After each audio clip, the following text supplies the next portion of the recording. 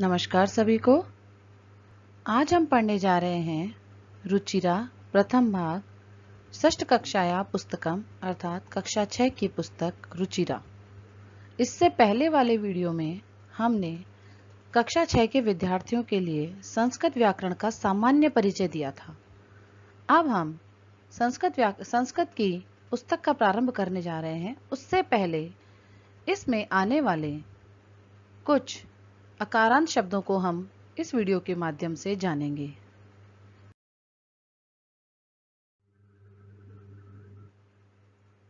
प्रथम पाठ है अकारांत पुल्लिंग पुल्लिंग शब्दः।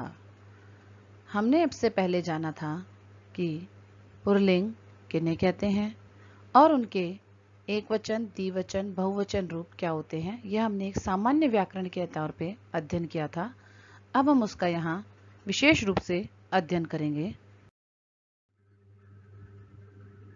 देखिए, आसंद है, विद्यालय है, दीप है। यहाँ कुछ शब्द दिए गए हैं। ये सभी पुल्लिंग हैं और ये सभी पुल्लिंग के एक वचन हैं। किसी भी संस्कृत के अकारांत पुल्लिंग के अंत में लगा हुआ विसर्ग उसे हमें यह परिचित कराता है कि वह पुल्लिंग शब्द हैं। आसंद है अर्थात कुर्सी, विद्यालय है विद्यालय, दीप है दीपक, शुनक है कुत्ता, चषक है गिलास, बलिवर्द है बैल, शौचिक है शौचिक या दर्जी। देखिए, सभी अकारांत पुल्लिंग शब्द हैं और ये सभी एक वचन में है। वृद्ध है वृद्ध व्यक्ति, शूत है थैला, अध्यापक है, युवक है, शुक है। सभी शब्द अकारांत पुल्लिंग एक वचन के हैं। देखिए, हमने बताया कि अकारांत पुल्लिंग जो शब्द होता है उनके अंत में अह लगता है और अह लग जाने से शब्द बनता है बालक है, कृषक है, छात्र है, गायक है और भी बहुत सारे वो शब्द जिनको हमने अभी ऊपर की स्लाइड्स में देखा। अर्थात वह सभी अकारांत पुल्लिंग कहलाते हैं जिनके अंत में अह का प्रयोग होता है। कह गच्छति, यहाँ हम प्रश्न पूछ रहे हैं। कह गच्छति, उत्तर मिल रहा है बाल कह गच्छति। यहाँ हम एक वचन में प्रश्न पूछ रहे हैं। कह कह यानी कौन, गच्छति जाता है, उत्तर मिल रहा है बाल कह गच्छति बच्चा जाता है अर्थात एक बच्चा जाता है। कह पठति, कौन पढ़ता है, छात्र है पठति एक छात्र पढ़ता है। कह गीतम गायति, कौन गीत गाता है, गायक है गीतम गायति गायक गीत गाता है। इस प्रकार यहाँ पर हम देखते हैं कि सभी पुल्लिंग एक वचन है और अंत में सभी के साथ एक क्रिया का प्रयोग किया गया है। जैसे जाना, उसके लिए हमने कहा गच्छति, पढ़ना उसके लिए हमने कहा पठति, गाना गीत को गाना उसके लिए हमने कहा गायति। अंत में लगा हुआ ती, किसी भी क्रिया के अंत में लगा हुआ या धातु रूप के अंत में लगा हुआ ती, यह बताता है कि वह क्रिया भी एक वचन की है।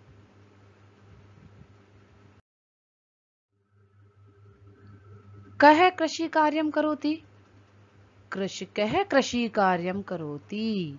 देखिए, कह बोलकर हमने पूछा कौन कृषि कार्य करता है। यहाँ एक किसान है जो कृषि कार्य कर रहा है, तो हमने पहले एक वचन में बोला कृषकः, कृषक, कृषि कार्यम कृषि के कार्य को। फिर हमने क्रिया के माध्यम से बताया करोति। तो जहां भी अंत में हम ती लगा देते हैं, किसी भी क्रिया के अंत में हम ती लगा देते हैं, उस धातु रूप के अंत में हम ती लगा देते हैं, तो वह एक वचन की क्रिया होती है। और क्योंकि कृषक शब्द एक वचन है तो क्रिया भी एक वचन की ही आएगी कि कृषक ही कृषि कार्य को कर रहा है।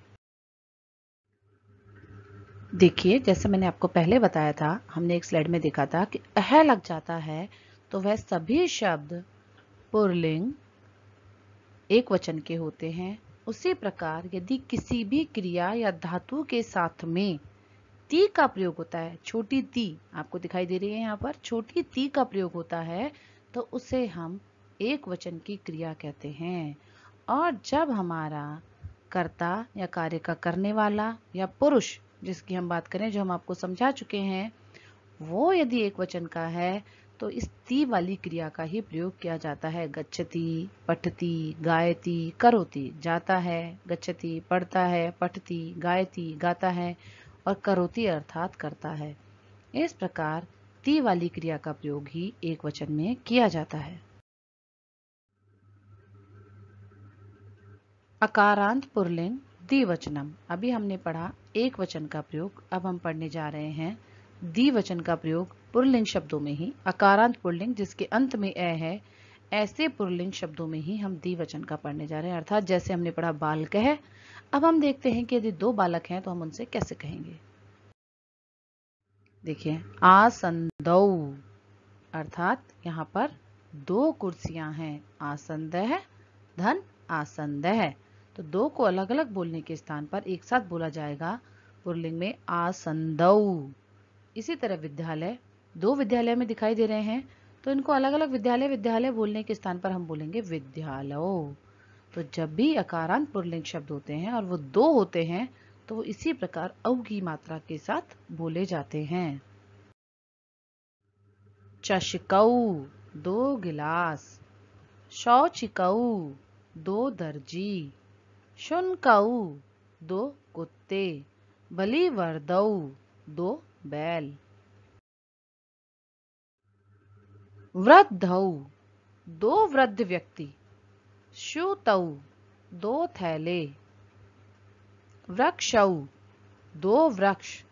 दीपौ, दो दीपक। हमने पहले देखा था कि यदि एक वचन है तो अह के साथ पढ़ते हैं, और यदि द्विवचन है तो औ की मात्रा के साथ हम उन शब्दों को पढ़ते हैं। देखिए यहाँ भी यही समझाया जा रहा है। औ, जब अकारांत पुल्लिंग शब्दों के औ का प्रयोग हो जाता है तो वहां पर उनकी संख्या दो हो जाती है। जैसे बालकौ, दो बालक। छात्रौ, दो छात्र। गायकौ, दो गायक। कृषकौ, दो किसान।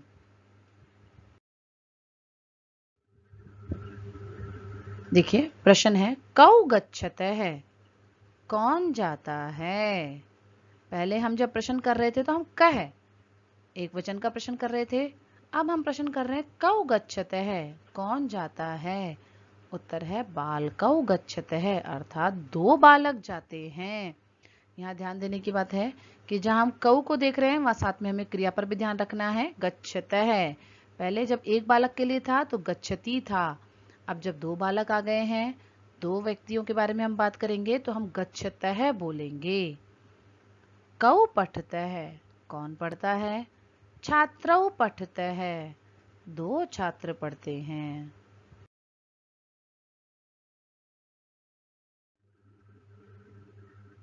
कौ गीतम गायतः, कौन गीत गाता है।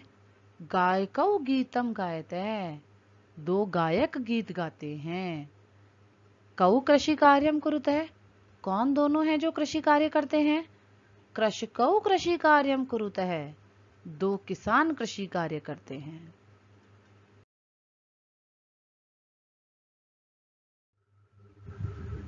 अब हम देख रहे हैं क्रियापदानी द्विवचन, अर्थात क्रियापदों में द्विवचन। जैसे हमने पहले क्रियापदन में एक वचन देखा था, गच्छति, पठति, गायति, करोति, वैसे ही हम अब द्विवचन का प्रयोग करेंगे। तो देखिए लिखा हुआ है तह, ठीक है।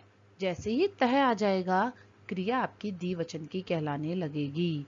और जाना, आना, पढ़ना, खाना, ये सब क्रियाएं हैं जिनको संस्कृत में धातु रूप भी कहा जाता है। तो देखिए द्विवचन की क्रिया हो गई गच्छतः, दो लोग कोई जाते हैं। पठतः, दो लोग पढ़ते हैं। गायतः, दो लोग गाते हैं। कुरुतः, दो लोग किसी कार्य को करते हैं। जैसे ही हम तह वाली क्रिया देखेंगे हम समझ जाएंगे कि ये किसी दो कर्ता के लिए, दो पुरुष के लिए बात कर रहा है। और कौन से, प्रथम पुरुष के कर्ता के लिए ही बात कर रहा है। अभी तक इसने मध्यम या उत्तम पुरुष के कर्ता की बात नहीं की है। प्रथम पुरुष के द्विवचन की कर्ता की बात हम यहाँ पर कर रहे हैं।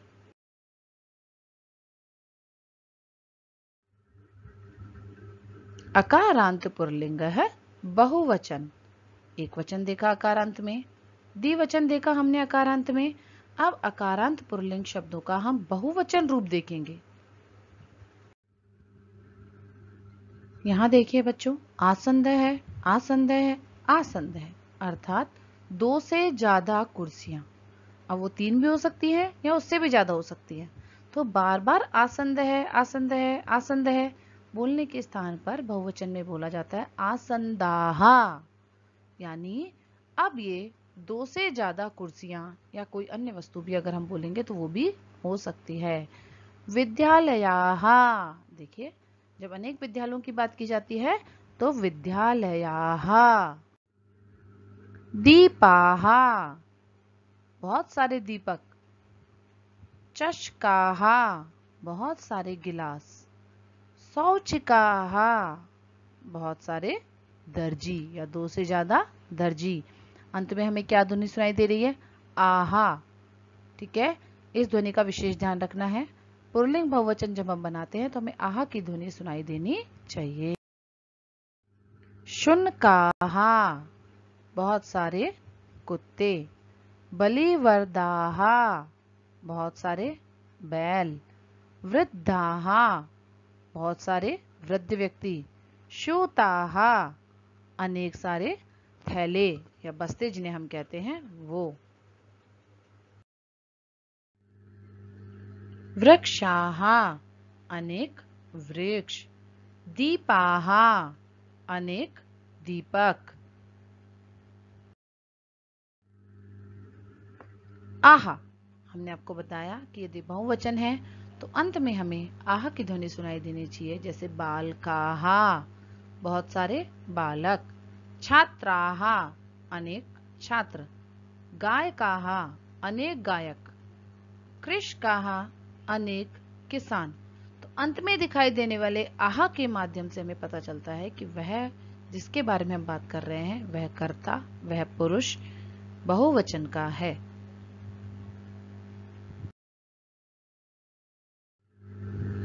के गच्छन्ति, अब हमने प्रश्न किया कौन सब जाते हैं? बालकाः गच्छन्ति, सारे बच्चे जाते हैं। के पठन्ति, कौन पढ़ते हैं? छात्राः पठन्ति, बहुत सारे छात्र पढ़ते हैं। अब देखिए हम अंत में लगा रहे हैं अन्ति। गच्छन्ति, पठन्ति, तो इसका तात्पर्य है कि यह जो क्रिया है वह बहुवचन की है। और कौन सा बहुवचन? प्रथम पुरुष बहुवचन की यह क्रिया है। और देखते हैं हम इसको आगे। के गीतम गायन्ति, कौन गीत गाते हैं? गायकाः गीतम गायन्ति, गायक लोग गीत गाते हैं। के कृषि कार्यम कुर्वन्ति, कौन कृषि कार्य करते हैं? कृषकाः कृषि कार्यम कुर्वन्ति, बहुत सारे किसान कृषि कार्य करते हैं। अंत में सुनाई देने वाली ध्वनि अन्ति। इस अन्ति से हमें पता चलता है कि यहाँ पर हम क्रिया बहुवचन की प्रयोग कर रहे हैं। क्यों कर रहे हैं बहुवचन की क्रिया प्रयोग? क्योंकि देखिए गायकाहा, जब हमने यहाँ पे बहुवचन का कर्ता बोला है तो क्रिया भी अन्ति वाली अर्थात बहुवचन वाली ही हमें प्रयोग करनी पड़ेगी।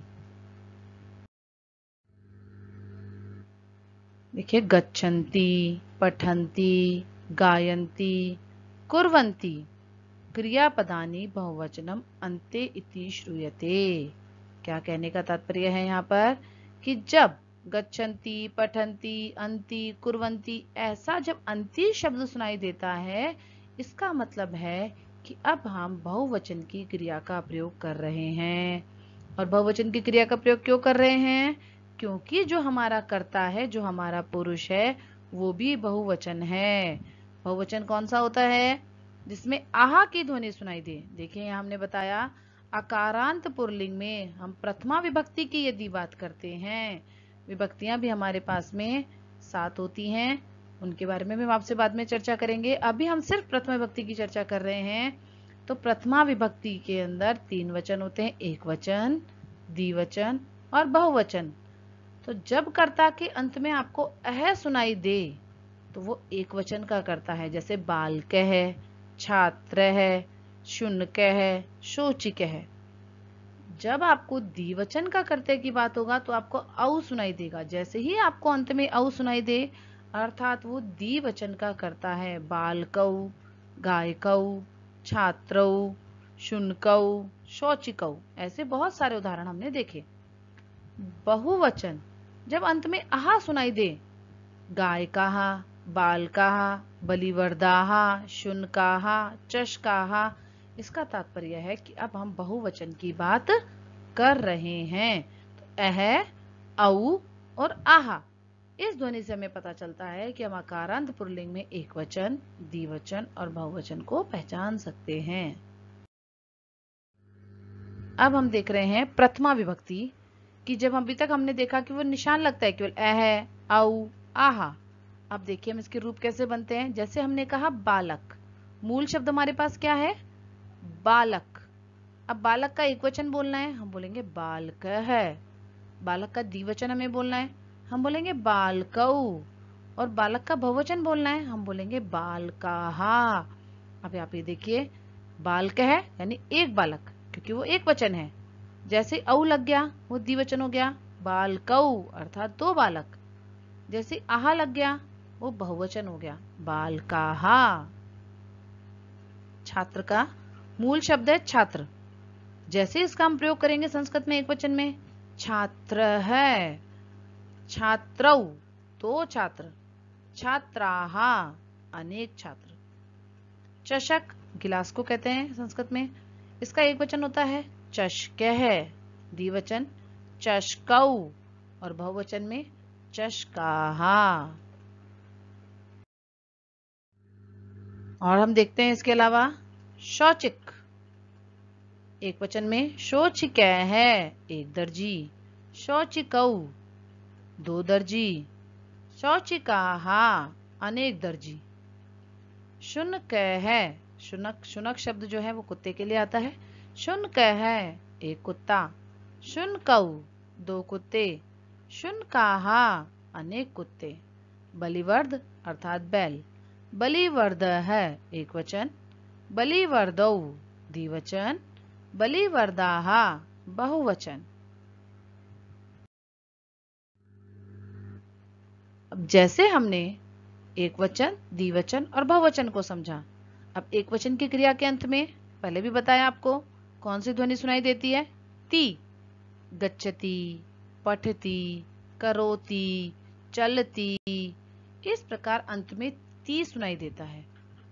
द्विवचन में तः, गच्छतः, कुरुतः, गायतः, धावतः, पठतः। और बहुवचन में अन्ति, पठन्ति, गच्छन्ति, गायन्ति, कुर्वन्ति, इस प्रकार की ध्वनि हमें सुनाई देती है।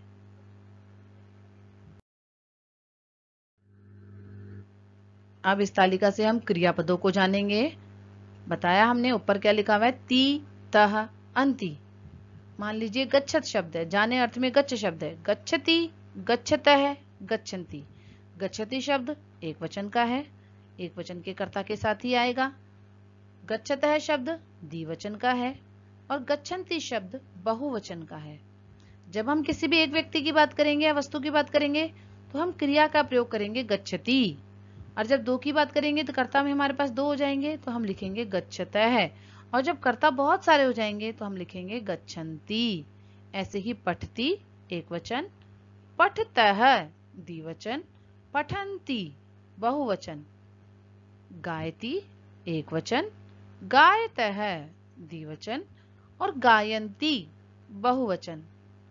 करोति एक वचन, कुरुतः द्विवचन और कुर्वन्ति बहुवचन। करोति अर्थात करना।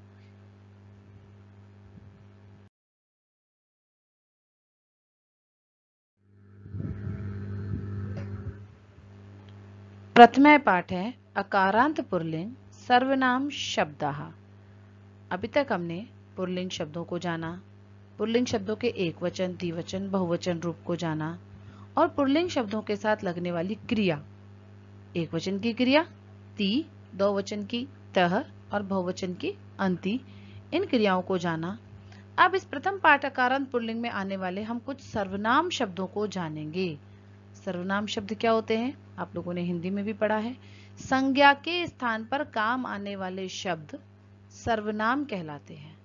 ठीक है, और संस्कृत में इन सर्वनामों को कैसे देखते हैं वो हम देखने जा रहे हैं। देखिए, आपने सबसे पहले पढ़ा बालक है, विद्यालय है, चषक है, वृक्ष है। ये सब नाम पद हैं, अर्थात ये सब संज्ञा है, क्योंकि हम इसमें किसी का नाम ले रहे हैं और जहां भी नाम लिया जाता है वो सब संज्ञा कहलाते हैं। लेकिन हमें पढ़ना किसको है? मूल रूप से यहाँ पे सर्वनाम शब्दों को पढ़ना है। तो सर्वनाम शब्द के लिए हम पढ़ते हैं एषः, यह, एतौ, यह दोनों, एते, ये सब। ठीक है, क्या समझा हमने इसमें? एषः, यह, हम क्या बोल रहे हैं? यह, यानी कोई चीज जब हमारे पास में है तो हम कह रहे हैं एषः, और वो कितनी है संख्या में? वो एक है। तो एषः का प्रयोग समीप की वस्तुओं के लिए किया जाता है जब वो एक है। एतौ, यह दोनों, कुछ हमारे पास में है जिसकी हम बात कर रहे हैं और वो दो हैं संख्या में, तो हम बात करते हैं एतौ। और एते, मतलब बहुत सारी चीजें हैं जो हमारे पास में है, समीप हैं, इसके लिए हम बात करते हैं एते की। और यदि इसको हम सामान्य रूप से समझें तो एषः का प्रयोग उसी प्रकार संस्कृत में होता है जैसे आप अंग्रेजी में दिस शब्द का प्रयोग करते हैं। दिस शब्द का आप जहां प्रयोग करते हैं यह, वहां संस्कृत में हम बोलते हैं एषः। और दूर की वस्तु के लिए आप कहते हैं दीज, वहां हम कहते हैं संस्कृत में एते। और एतो जो शब्द है वो अंग्रेजी में नहीं होता, क्योंकि अंग्रेजी में एक वचन और बहुवचन दो ही वचन होते हैं, वहां पर द्विवचन नहीं होता। सिंगुलर और प्लूरल होते हैं, वहां पर द्विवचन नहीं होता, इसलिए एतो शब्द का कोई अंग्रेजी शब्द भी हमारे पास नहीं होता। बिल्कुल सामान्य है। पास की वस्तुओं के लिए जब वो हमारे पास एक है और वो चीज पुल्लिंग है तो हम प्रयोग करेंगे एषः। जब कोई चीज हमारे पास है वह दो है और पुल्लिंग है तो हम प्रयोग करेंगे एतौ। जब बहुत सारी चीजें हैं हमारे पास हैं और साथ में वो पुल्लिंग है तो हम प्रयोग करेंगे एते। सह, यानी वह, जैसे हमने अंग्रेजी में बोला दैट, मतलब वह, कोई चीज है जो कि पुल्लिंग भी है लेकिन हमसे दूर है तो हम बोलेंगे सह, यानी वह। जब दो चीजें हमसे दूर हैं हम बोलेंगे तौ, और जब बहुत सारी चीजें हमसे दूर हैं तो हम बोलेंगे ते, जिसको हम अंग्रेजी में कहते हैं दोज, दैट, सह, दोज, ते। और तौ मैंने आपको बताया क्योंकि अंग्रेजी में द्विवचन नहीं होता इसलिए उसका प्रयोग अंग्रेजी भाषा में कोई उसके लिए शब्द नहीं है। कह, कौन, अभी हम प्रश्न पूछ रहे थे तो हमारे पास बार बार लिखा हुआ आ रहा था कह। जब हम किसी एक पुल्लिंग के लिए प्रश्न पूछेंगे कि कोई पुल्लिंग चीज है और वो एक है और हमें उसको प्रश्न के रूप में पूछना है तो हम पूछेंगे कह, कौ। जब दो पुल्लिंग वस्तुओं के बारे में प्रश्नवाचक बनाएंगे या प्रश्न पूछेंगे तो हम बोलेंगे कौ। और जब बहुत सारे पुल्लिंग वस्तुओं के लिए प्रश्न बनेगा, पुल्लिंग व्यक्तियों के लिए प्रश्न बनेगा तो बोला जाएगा के, जैसा कि पीछे के प्रश्नों में आप देख चुके हैं। देखिए यहां हम देखते हैं, हम देखेंगे एषः कह, यह क्या है। गिलास हमारे पास में है, जिस तरह से उसकी तरफ इशारा किया जा रहा है वो इस हाथ के बिल्कुल पास है। और चषक शब्द जो होता है वो गिलास जो होता है संस्कृत में पुल्लिंग कहलाता है। तो इन्होंने प्रश्न कैसे किया? एषः, एषः क्यों लगाया? क्योंकि वो हमारे पास था। कह, क्योंकि अगर कोई चीज पास है और वो पुल्लिंग है और उसको प्रश्न के रूप में पूछना है तो अभी हमने बताया हम पूछते हैं कह। तो इसी तरह से हमने पूछा एषः कह, यह क्या है? उत्तर मिला एषः चषक है, यह गिलास है। क्योंकि एक ही गिलास था इसलिए हमने चषक है, एक ही बोला, एह वाली हमने शब्द बोला, एह वाला हमने नाम बोला, यह गिलास है। देखिए यहाँ लिखा हुआ है एषः समीप वस्तु सूचक शब्द है। एषः शब्द समीप की वस्तुओं के लिए गाया जाता है। एषः पुल्लिंग शब्दस्य एक वचन है। एषः का प्रयोग हम कब करते हैं? जब कोई चीज पुल्लिंग है और वह एक है। चष्क है, चष्क शब्द अकारांत पुल्लिंग है और एक वचन है। चषक शब्द अकारांत पुल्लिंग है और एक वचन है। कह यह प्रश्नवाचक है और कह भी कब लगाते हैं हम? पुल्लिंग शब्दस्य एक वचनम। पुल्लिंग शब्द के एक वचन में हम कह शब्द का प्रयोग करते हैं। अगला प्रश्न, एषः कः अस्ति? यह क्या है? पास की वस्तु है और पुल्लिंग है, तो हमने पूछा यह क्या है? उत्तर मिला एषः शुनकः अस्ति। अरे यह तो कुत्ता है। अब हमारे पास में सामने दो चीजें थी, हम उसके लिए प्रश्न करेंगे। एतौ कौ स्तः, ये दोनों कौन हैं? क्योंकि हमने अभी अभी पढ़ा जब पुल्लिंग की चीजें दो हो जाएंगी और हमारे पास में होंगी तो उसके लिए हम एतौ शब्द का प्रयोग करेंगे और प्रश्न बनाने में भी हम कौ शब्द का प्रयोग करेंगे और स्तः शब्द जो है वो भी हमारे पास में द्विवचन का ही हम प्रयोग करेंगे। तो एतौ कौ स्तः, यह दोनों कौन हैं? उत्तर मिला एतौ शुनको स्तः, यह दोनों कुत्ते हैं। एते के संति, अब पुल्लिंग वस्तुएं दो से ज्यादा अर्थात बहुवचन है तो हम यहाँ पर एते शब्द का प्रयोग करेंगे कि यह सब कौन है। और उसको प्रश्न बनाने में भी हम के शब्द का ही प्रयोग करेंगे क्योंकि पुल्लिंग बहुवचन का प्रश्नवाचक भी के होता है, के। और क्रिया भी बहुवचन की आ गई, देखिए अंति लग गया मतलब बहुवचन की क्रिया आ गई। उत्तर मिला एते शुनकाः सन्ति, ये सब कुत्ते हैं। प्रत्येक वाक्य का प्रत्येक शब्द जो है उसके विभक्ति वचन लिंग के अनुसार है। अगर हम एक वचन की बात करते हैं तो क्रिया और सर्वनाम भी वैसा ही प्रयोग होगा। बहुवचन की बात करेंगे क्रिया और सर्वनाम भी वैसा ही प्रयोग होगा। समीप वस्तु सूचनार्थम, समीप वस्तु के लिए हम एषः, एतौ, एते जो भी हमने आपको बताया उसी को पुनः बताने जा रहे हैं कि समीप वस्तु के लिए हम लगाते हैं एषः, यह, एतौ, ये दोनों, एते, ये सब। पुल्लिंग सर्वनाम शब्दः, इनको हम क्या बोलते हैं? पुल्लिंग में सर्वनाम शब्द बोलते हैं। पुल्लिंग शब्दैः सह उपयुज्यते, ये कहाँ प्रयोग होते हैं? पुल्लिंग शब्दों के साथ ही प्रयोग होते हैं। यदि हम नपुंसकलिंग या स्त्रीलिंग की जब आगे बात करेंगे तो यह सर्वनाम भी परिवर्तित हो जाएंगे। एषः, एतौ और एते केवल और केवल पुल्लिंग सर्वनाम शब्द हैं। दूरस्थ वस्तु सूचनार्थम के शब्दा सन्ति। अब प्रश्न आता है कि पास के लिए तो हमने एषः बोल दिया, दूर के लिए क्या बोले?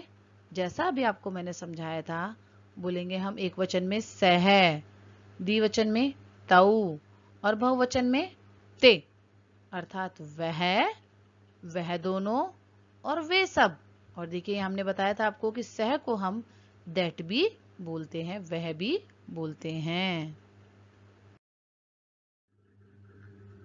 अब प्रश्न है सह कः अस्ति। आप देखिए इसके इशारे से यह अब इससे दूर है, जिसके बारे में बात कर रहा है वह दूर है लेकिन वह पुल्लिंग है। तो दूर के लिए हमने क्या बोला? सह, कह, क्योंकि प्रश्नवाचक नजदीक और दूर सबके लिए क्या ही आता है और क्रिया भी वही होती है। तो सह कः अस्ति, वह कौन है? उत्तर मिला सह बालकः अस्ति, वह तो बालक है। तौ कौ स्तः, वे दोनों कौन हैं? अब क्योंकि दूर है तो हमने तौ का प्रयोग किया है। वे दोनों कौन हैं?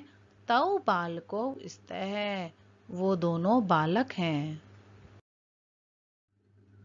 ते के संति, वे सब कौन हैं? ते बालकाः सन्ति।